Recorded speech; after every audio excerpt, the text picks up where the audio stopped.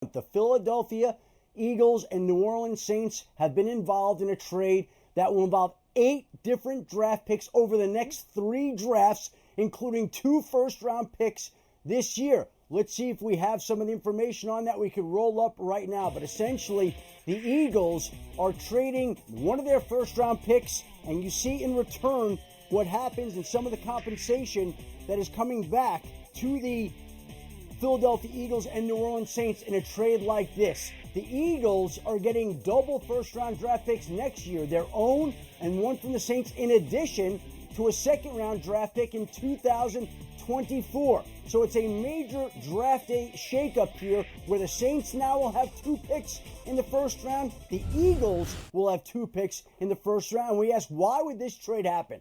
Couple of things to keep in mind here.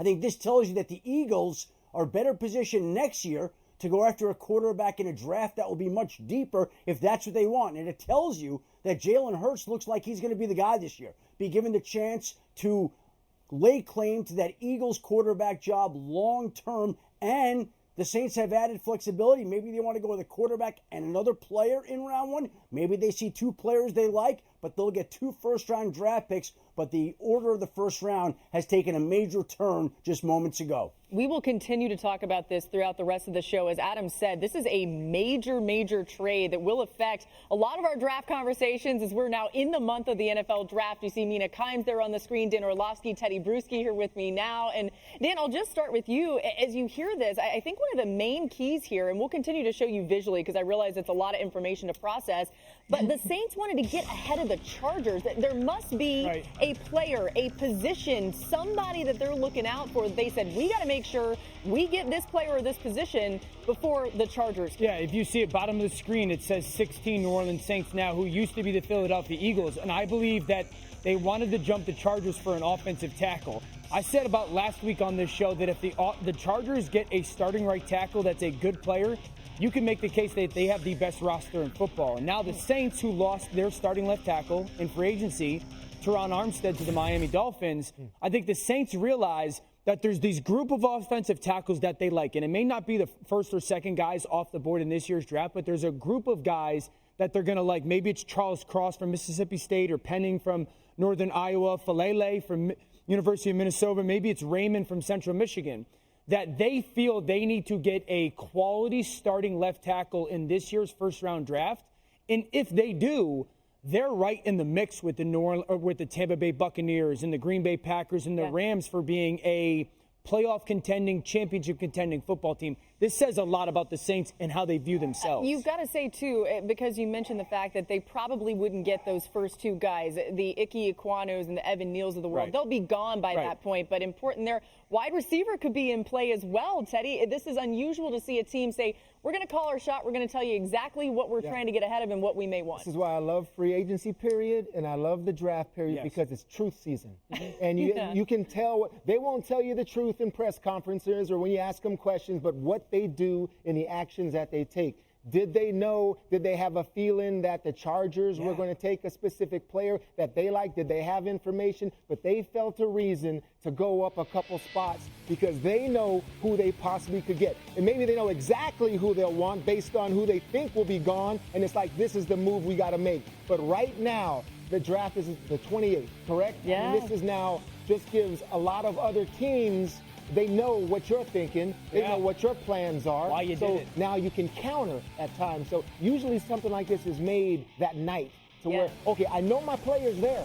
He's going to be there. I'm going to make this trade and go get him because the clock is ticking and he's still there. But a lot of things can still happen on draft night, as we all know, and we'll see if it works out for them. Well, I mean, it does give the Saints some flexibility on that draft night as well to maneuver a little bit in just a slight rung higher. You know what I mean?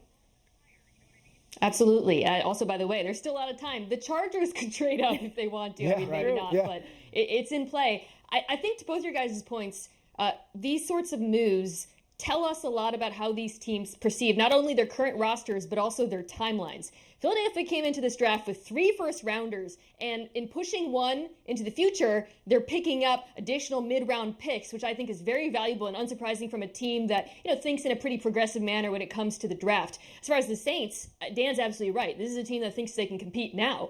It's a team that has 2 glaring needs on their roster, which happen to be the same needs as the Chargers, and saw an opportunity to meet those right now and compete in the present tense. I think that should have been signaled when they, brought on Jameis Winston, right, instead of looking to draft a quarterback, although potentially that's still in play. But it really tells us a lot about this team, and it's not surprising given how good the defense is. The more I think about this, Mina and Teddy and Laura, the only team that I really see kind of in that teens, the early 20s, mid-20s, that was likely to draft a tackle outside of the Chargers is maybe the Dallas Cowboys. Maybe, like the Steelers are not going to, the Patriots aren't, the Packers aren't, the Cardinals are not.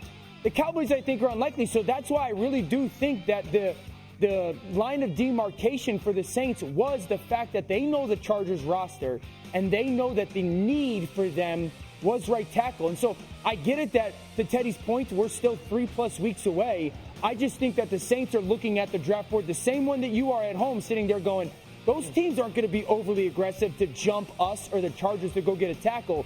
Let's be that team. Again, as we just recap this breaking news at the top of the hour from Adam Schefter, essentially the Eagles giving up one of their first 3 first-round picks, because they had 3. They had 15, 16, and 19. They gave up 16 and 19 for 18 and a 2023 first-round pick. The Saints now are able to move up. What a home run by Howie Roseman. I know. The Eagles side is unbelievable, right? So are they saying, like Adam was saying, okay, Hurts, here we go, 1-year audition, because we have some ammunition for next year. It's a really good job by their general manager. Thanks for watching ESPN on YouTube. For live streaming sports and premium content, subscribe to ESPN+.